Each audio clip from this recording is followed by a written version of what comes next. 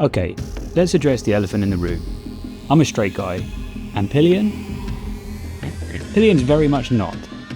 On paper, this is a film about the gay leather community. I need to tell you why. Despite the chains and the bikes, this might actually be the most tender, universal romance of the year. So welcome to Straight Eye for the queer film, and why Pillion transcends labels.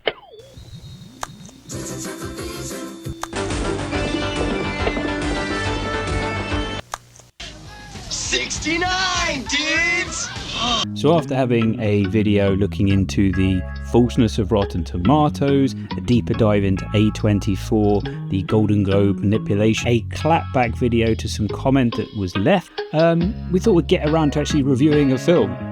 So from A24 comes Pillion. So the word pillion, or to ride pillion, refers to travelling seated behind a motorcyclist. And that has subtext and it has meaning.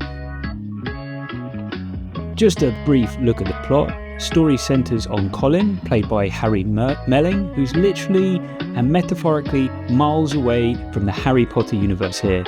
Colin's living a quiet, almost invisible life in the suburbs, part of a barbershop quartet that plays in a local pub, and he crosses paths at one of these pubs with Ray, played by Alexander Skarsgard. Now this isn't like a meet cute.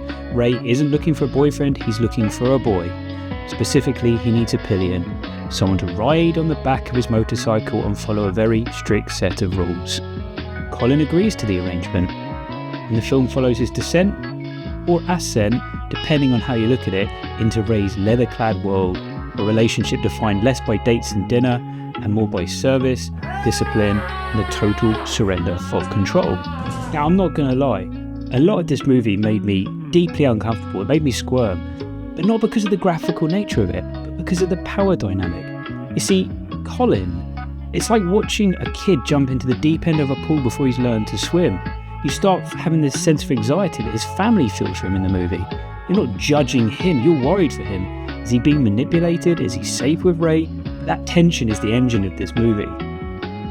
The scenes where the mother calls Ray a creep when they have a kind of sit-down family dinner because she thinks he's abusing him or taking advantage of him, and Colin frames it as her having such an outdated view of the world. I'm not sure I like the way you talk to my son.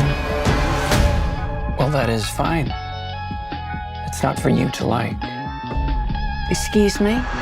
This film's shining a light on a subculture, power dynamics, the subdom in a way I don't think I've seen any film do before. You know, I maybe expected a darker side of things, like dingy clubs, maybe dungeons.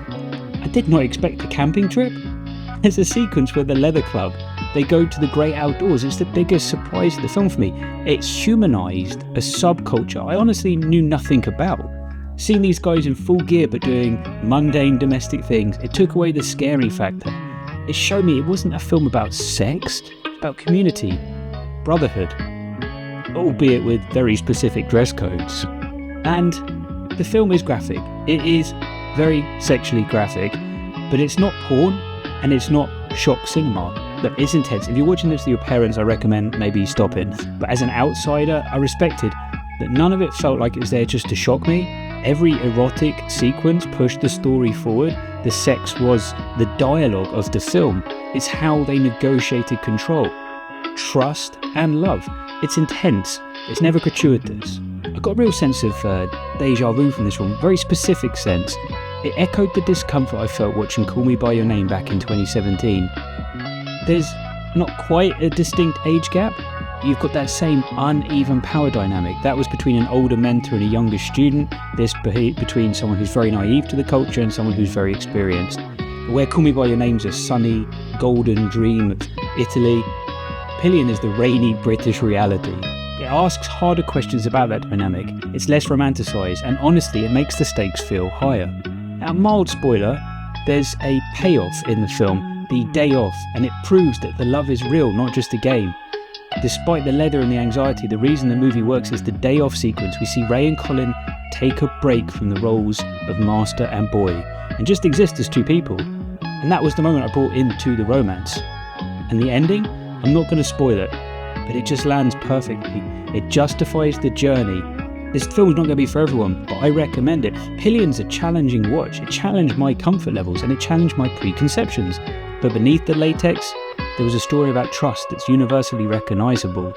I came for the curiosity of seeing Alexander Skarsgard in such a role. What am I gonna do in here? I stayed for Harry Melling's heartbreaking performance. Whatever you want.